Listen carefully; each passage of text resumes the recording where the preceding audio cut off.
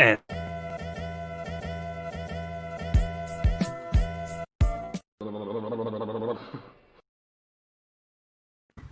hello, everybody, and welcome to the Strategy Show. I'm your host, Simon Severino. Every day, we bring you the brightest minds and the most interesting impulses for you, the CEO of small and medium businesses, so that you can thrive, survive, grow, and scale your business. Now, today, I have the author of Out-Innovate. He is also a venture capitalist. He is also a Kaufman Fellow Class 19. He is also Adjunct Professor for Global Entrepreneurship in Monterey. Welcome, everybody, Alex Lazarow. Thank you so much. And actually, as of about 5 months ago, I'm also a father. So it's been an eventful couple months. Congrats. That's a big achievement and a great bliss. And this is his book, Out-Innovate. A wonderful book. I just read the first 10 pages and it's amazing. And I am so curious to hear the rest because it's so different from mainstream. It's so different from what we preach, everybody preaches out there, which is very Silicon Valley centered. And this is how the world really ticks because, you know, there are so many founders out there, they don't see themselves in these success stories or in the main stories, basically, that we tell. And so these are real stories from all over the world. We will deep dive why it's more important to create than to disrupt, why it's better to build camels rather than unicorns, and why, when you found, you should be thinking of being born global. Great to have you here, Alex. Can you tell us a little bit about yourself and why you started writing this book? Yeah, happily. So I spend most of my time living in Silicon Valley. So 1 foot here in the Valley and another foot investing in and supporting entrepreneurs around the world. So by day, I'm a venture capitalist. I work for a fund called Cathay Innovation. Before this, I was at Omidyar Network. And outside of work, I've been teaching entrepreneurship at the Middlebury Institute for International Studies, which is Middlebury College's graduate program. And in many ways, that was the genesis, those two experiences, to the book. I was getting really frustrated. I kept wanting to assign my students books or materials on how to build startups. And invariably, I always felt like I had to contextualize it to the reality of building startups where they were going to build them, right? A lot of them were like me. They were moving back home. I'm from the Canadian Midwest. And others were actually moving to emerging markets to launch a business. And I believe that the best entrepreneurs operating in Chicago or Amsterdam or Vienna or Bangalore have more in common with the best entrepreneurs in Sao Paulo than they do with those in San Francisco. And yet no one is telling their stories. And so I decided I interviewed about 200 entrepreneurs, folks that are leading some of the leading startups around the world, a couple $100 million to a couple billion have already exited. And I think that taken together, the lessons that they offer, they don't just challenge Silicon Valley's conventional wisdoms. Increasingly, actually, they reinvent the playbook altogether. And what's really interesting as well, this has been one of my driving forces, was I actually thought that entrepreneurs around the world had so much more to learn from each other and learn about how to build in these other ecosystems. What has also changed is that today, as the world has shifted from, including in the Valley, a context of abundance with lots of capital, lots of resources, lots of stability, to a global world of adversity, the best practices on how to manage some of this are coming from the entrepreneurs that have had to do this all along in tougher ecosystems. And so the book, in many ways, is more relevant than ever. Yeah, I just read the first 10 pages and I was resonating on so many levels. So one thing is I am part of the problem. I am also one of these people who coaches entrepreneurs, and I see what's working. And then, of course, I collect it, I prepared it, I create a template, and then I say, okay, this is how you blitz scale. And then they say, well, you know, that's not the context I'm in. Yeah. And so this is something wonderful that I found, that you have really took some planes and interviewed people from all around the globe. Can you tell about this process? How did you pick and choose? Who did you find? Yeah, well, I've had the good fortune of working in emerging market and global entrepreneurship for some time. So I already had a pretty developed network of case studies and ideas that I wanted to start off with. But it was a little bit of a mix of two strategies. and probably not too dissimilar to the way I practice venture capital. One is a little bit of this bottoms-up network-based. Every entrepreneur I met, I would ask them, hey, what are one or two really interesting stories or people that have taken a different path and introduced me? But the other was really taking a top-down lens to try to understand what have been the biggest successes, or where are my blind spots, and how can I force myself to look in areas that I didn't, and do kind of programmatic outreach as well. And so it ended up being probably a pretty solid mix of both of those approaches in the 200 or so interviews that I conducted. Let's dive into the first CEO tip that you have. Yeah. Creating is more important in some contexts than disrupting. Yeah. It's interesting. First, maybe some context. I think in the Valley, we have this obsession around this question of disruption, right? You're either disrupting or you're being disrupted. And it's emotionally appealing, right? It's this modern day David and Goliath story of a small, inefficient, a small startup vanquishing a large, inefficient incumbent with a nimbler, better, more responsive solution. But it's more than semantics, because it actually influences the types of problems that get selected by entrepreneurs to tackle, because that's how we look. That's where we look. In many markets around the world, the approach that I've observed, and I actually think is a really interesting and important reframing on selection of problems, is this notion of being a creator instead of a disruptor. And I believe that creators do three fundamental things at the same time. First, they are creating a product or service that was not available previously in the market. Secondly, they are targeting the mass market. And in many of these startup ecosystems, they are the shoulders of giants upon which others build. And this is not just semantics, because it also translates into the numbers. In the US, less than 18% of unicorns are in industries like financial services, healthcare, the environment, education, and others. In many startup ecosystems around the world, the number is reversed. In sub-Saharan Africa, it's much, much higher. Just to take the extreme different example, it's over 60% in those same industries. And I think that as we're coming out of this crisis of COVID, we are seeing that a lot of these intractable problems, right? In the US where I live, it is not new that there are 60 million people that are unbanked or underbanked. It is not new that there's 80 million people that have insufficient access to healthcare. Those have just not been the problems that have been selected to solve. But they're also not only big challenges, they are big opportunities. And I think that coming out of the crisis, we are going to see a reframing of where the entrepreneurial energy is towards problems of being creators, towards these massive markets and these big opportunities where business model and technological innovation can crack the nut. Beautiful. We now go to the segment which we call the Strategy Award. Woo woo! You can pick one from all these hundreds and thousands of people that you saw around the world. And you can say, okay, if I can only pick one, this is somebody who is doing things differently and they are doing it the right way. Who would that be? One of the examples I think is interesting is we always talk about entrepreneurs and the new entrepreneurial playbook. In the book, I talk about a number of strategies that entrepreneurs take. The other side of the coin that I think is equally important to have a conversation is venture capitalists, because I think that VCs have an opportunity and a role to evolve their model as well to the needs of startups as that movement blossoms. There are today 1 million venture-backed startups around the world, 480 startup ecosystems.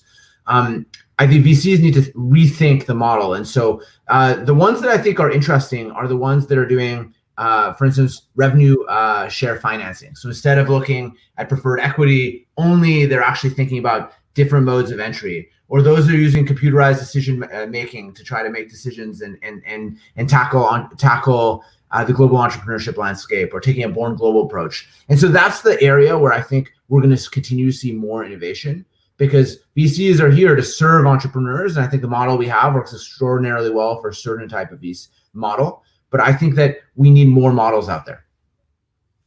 Thank you. Now let's go to your second CEO tip. Instead of building unicorns, build also some camels. Yeah. The unicorn word in the Valley is both a numerical description, right? $1 billion business, but it actually is also this philosophy on how to build $1 billion business. And if that's the philosophy, the method is growth at any cost, where it's okay to burn a lot of capital. It's okay to subsidize user acquisition in service of growth. And it's okay to take a short-term lens that growth needs to be achieved very, very fast. And that works extraordinarily well in the context that we operate in the Valley. But in many emerging startup ecosystems, the context is different, right? As we were talking about, less capital, less resources. And in those ecosystems, the approach that works more consistently is the approach of building a Camel, where sustainability and resiliency are built into the business model from day one, where there is sustainable unit economics, where burn is managed, where there's a long-term view. This, of course, doesn't mean don't grow, right? I'm advocating growth, but I'm advocating balanced growth, sustainable growth. It also doesn't mean ignore venture capital. I think venture capital is an incredible tool. You know, full disclosure, I am a venture capitalist. But what I believe is that we have these models, you know, entrepreneurs look to the stories of Uber and others, which have blitzscaled. And that model of blitzscaling works extraordinarily well in a very narrow set of circumstances, where it's truly a winner-take-all market with truly global network effects. But for 99% of entrepreneurs, that model is not appropriate to that business model or to the funding environment, their ability to do it. And one of the things that I worry is that we look to these stories of entrepreneurs that have succeeded and we look back and we say, hey, the method they did was growth at all costs. But I think that what we don't see is the story getting replayed 10 times. And the story gets replayed 10 times, we don't know how many of those that company would have been successful. And I believe that taking these Camel-like approaches, you have higher repeatability of success. Your third CEO tip is be born global. Yeah. And I remember 3 years ago, when we founded Strategy Sprints, I took the decision of starting directly in English, regardless of our local position. Because what is local? It was 3 years ago. Yeah. So 2017, the internet was here, and I was like, what is local? I don't need local. Why should I limit the scope of our business? So we started directly in English, but I remember also the pushback. I remember also people thinking, do you think you are something better? You know, there are people here doing it since 30 years, and now you come in and you speak another language. So what's your take on being born global? Yeah, and it might sound surprising that in this moment where borders are coming up and the world is becoming less global, seemingly, that I would advocate the contrary. But I actually feel very strongly about this. I think that the best startup founders around the world, particularly those operating in smaller markets, have to be born global from the get-go. And there's 3 dimensions to this. The first is the markets that they target, right? In many markets, the local market is just too small. And so entrepreneurs need to think global from the get-go. They need to think how to build an organization, a product, a culture that can scale across different markets. I think UiPath in Romania is a great example of this. It was born in Romania. And from the get-go, when I interviewed Daniel, the founder and CEO, he talked a lot about how the fact that he was born and started in Romania allowed him to build a product that had to scale and could scale across borders. And to me, it's no surprise that they are now the global winner in this space and are out-innovating many of their Silicon Valley peers. I think the second dimension is around building teams. In many markets, the local talent market, the depth of trained startup human capital is different than it is in the Valley. I think that talent is distributed evenly and opportunity is not. And in many ecosystems, there has not been these training grounds in startup ecosystems. And so founders are thinking about how to build teams wherever they find the talent. And so distributed teams has been a model that has been worked and been scaled among startups in more emerging startup ecosystems. By the way, now that we've entered COVID, it's all in vogue in the Valley. I see my Twitter feed of everyone's remote rigs at home. But the reality is best practice here has been developed for a long time outside the Valley. And it's no surprise that the leaders at fully remote, for instance, are companies like Basecamp out of Chicago or Zapier out of Missouri or many others around the world. And so I think second is this notion of being more global. And third is this idea of where the ideas come from. I think there used to be this belief that Silicon Valley came up with ideas and then it was copy-pasted, it was replicated elsewhere. And that's no longer the case. Today, the best ideas come from everywhere and get adapted and improved everywhere along the world. And the people that are leading these are cross-pollinators themselves. They're people that have had lived experience across different industries, across different cultures, across different functions. They're often immigrants, right? For that reason, the ultimate cross-pollinators. And so the characteristic even of the people that are leading some of these innovators are people that are able to bridge ideas, gaps, cultures, capital, and talent in service of their business. And so that's why I think that startup founders need to be born global and continue to be. Absolutely. So at the beginning, it's so much easier to find one client from Norway, one from Silicon Valley, one from Mexico, and one from Bangalore, than to find 10 in your local area. It's much easier. Then you have a distributed team, and it's much easier to find talent when you are searching for something specific. You are building a tech SaaS startup. You need very specific skills and very specific experience. It's easier to find them on TechCrunch around the globe than to really go door by door or go to your university. It's so much harder to find the right person. And distributed teams is not as difficult as many people think. Please, if you still have a headquarter with people in it that in the morning go in and in the evening go out there, please reconsider this picture, because it is much easier than you think to coordinate, to communicate. You will not lose control. That part that you can control, you will always control. You will have better reports. You will have better meetings. You will have better communication structures. But you don't really need to go back to the last century to work together, to collaborate. And what are 2 books that inspire you professionally?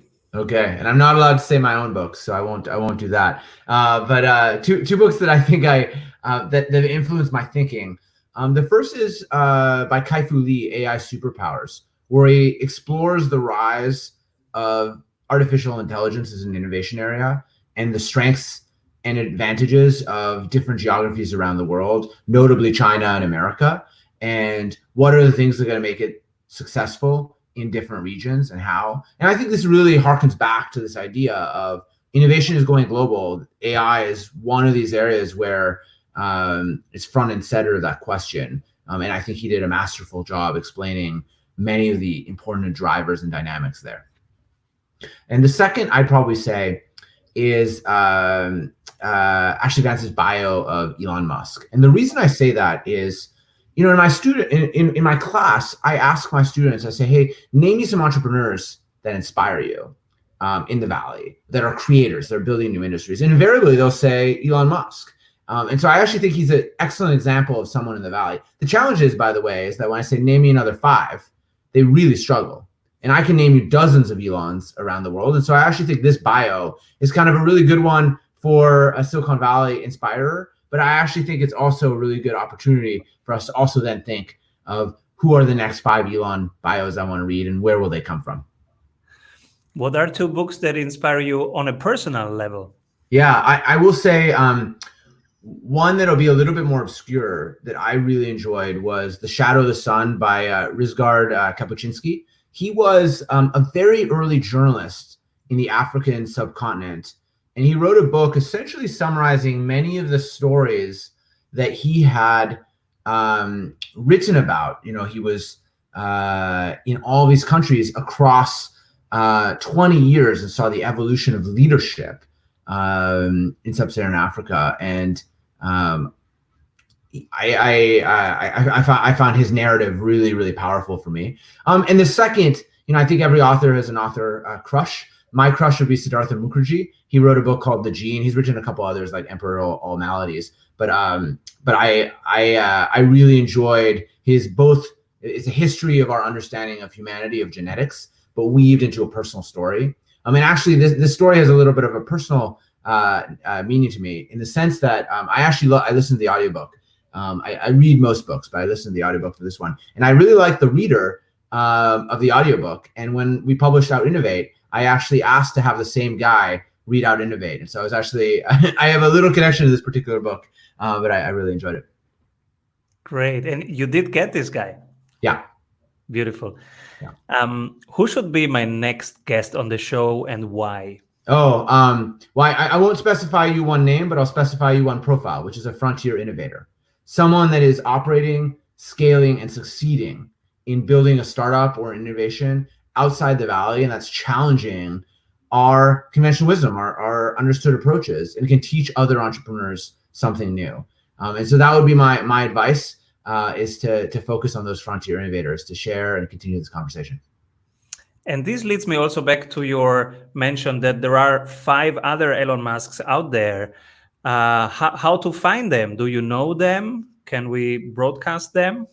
So as part of my book, I profiled about 60 of the folks in the among the innovators, and so I think that might be fodder for the conversation, and we could have a brainstorm separately at your convenience about it. Absolutely. Thank you so much, Alex, for being on the show. How can people stay in contact with you? Yeah, happily. So you can find me and sign up for my newsletter at alexlazarow.com, ALEXLAZAROW.com, or on Twitter at alexlazarow. And the book is available, Out-Innovate, How Global Entrepreneurs from Delhi to Detroit Are Rewriting the Rules of Silicon Valley. Anywhere books are sold. As we're navigating through COVID, I'd encourage you to look at your small bookstore and support a local business, but it's also available on Amazon and all the major e-commerce sites. People, buy this book, Out-Innovate, How Global Entrepreneurs from Delhi to Detroit Are Rewriting the Rules of Silicon Valley by Alexandre Lazarow. Thank you, Alex, for being here. Pass by soon. Thank you so much for having me. This was fun.